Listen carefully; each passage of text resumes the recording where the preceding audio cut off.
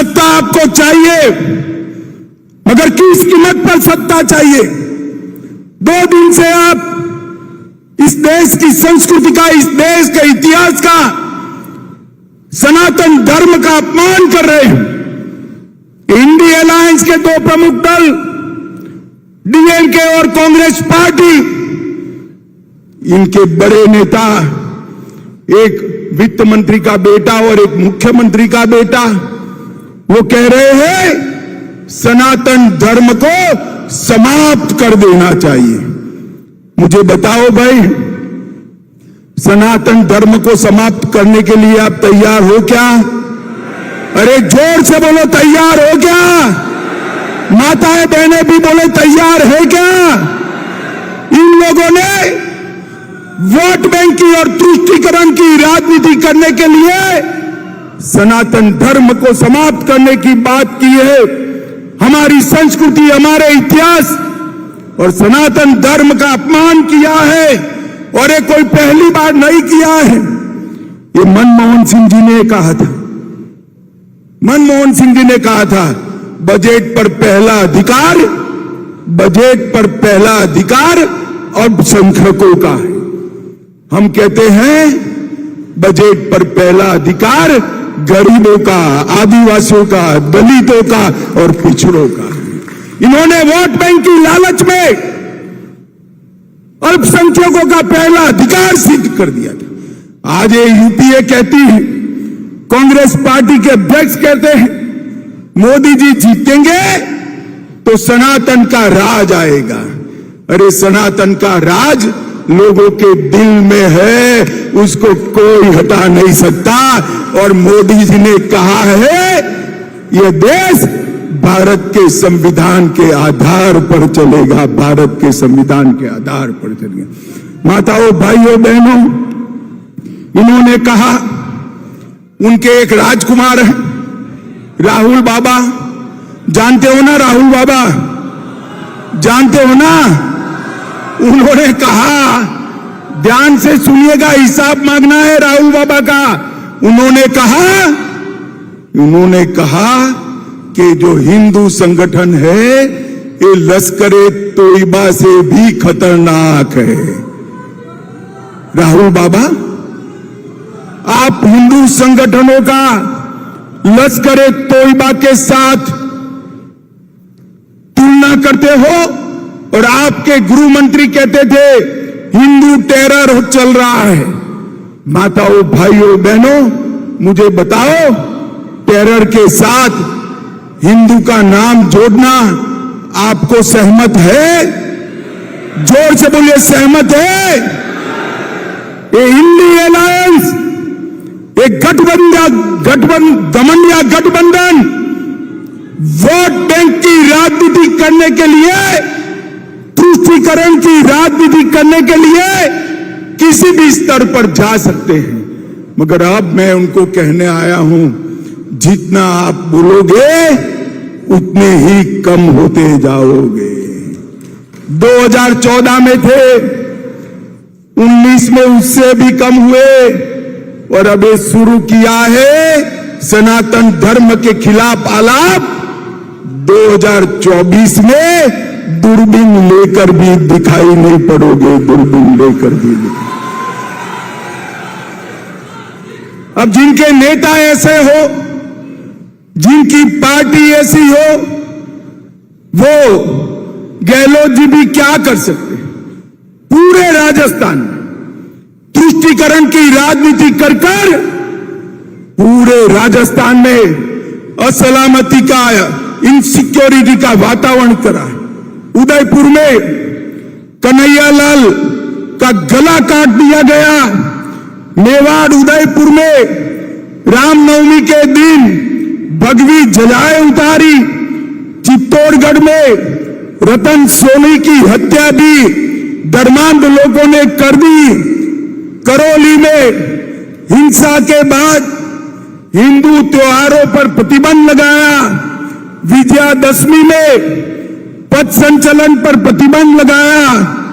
अलवर में 300 साल पुराने शिव मंदिर को तोड़ दिया।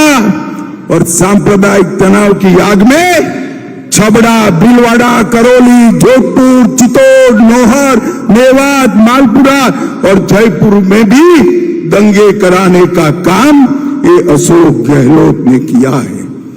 भाइयों और बहनों, सलासर में राम दरबार को बुलडोजर चलाकर गिरा दिया, गौशाला भी गिरा दी। मुझे बताओ, ये दंगा कराने वाली, तुष्टीकरण को अपनी नीति बनाने वाली गहलोत सरकार चलानी है क्या? अरे जोर से बोलो, चलानी है।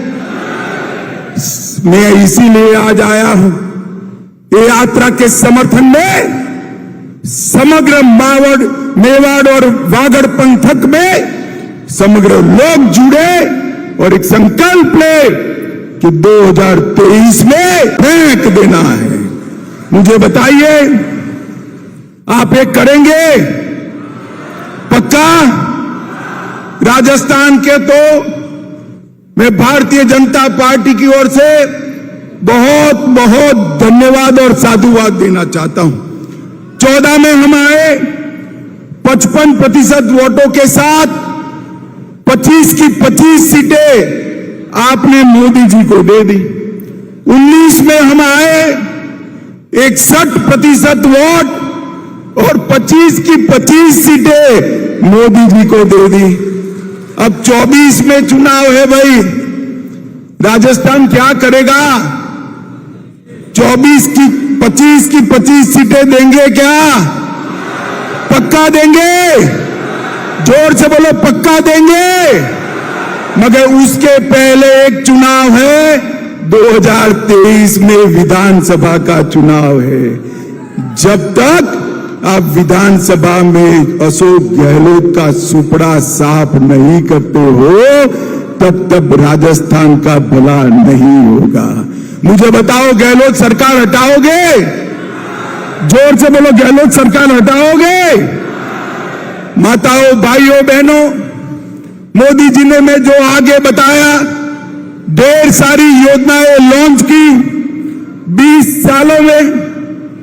गुजरात और देश में मिलकर ढेर सारी योजनाएं लॉन्च की, 60 करोड़ गरीबों का भला किया। और कांग्रेस पार्टी ने क्या किया? उन्होंने इस 20 साल में राहुल गांधी को 20 बार लॉन्च करा और 20 बार राहुल गांधी का लॉन्चिंग फेल हो गया। माताओं, भाइयों, बहनों, ये कभी जनता का विकास नहीं कर सकते। मैं आज यहां बताने आया हूं कि अशोक गहलोत की सरकार आकंठ भ्रष्टाचार में डूबी हुई सरकार है। अशोक गहलोत की सरकार महिला सुरक्षा में विफल सरकार है। लगभग हर रोज महिलाओं के साथ बदसलूकी के 19 मामले आ रहे हैं और बलात्कार के मामलों में पूरे देश में 22% केवल और केवल राजस्थान के मामले हैं। माताओं, भाइयों, बहनों, अशोक गहलोत जी हिंसा को भी नहीं रोक सकते, दंगों को भी नहीं रोक सकते। और आजकल उनको एक तकलीफ हो गई, कोई भी लाल कपड़े पहनकर आता है, कोई भी लाल कपड़े पहनकर आता है, उनको लाल कपड़े की जगह लाल डायरी ही दिखाई पड़ती है।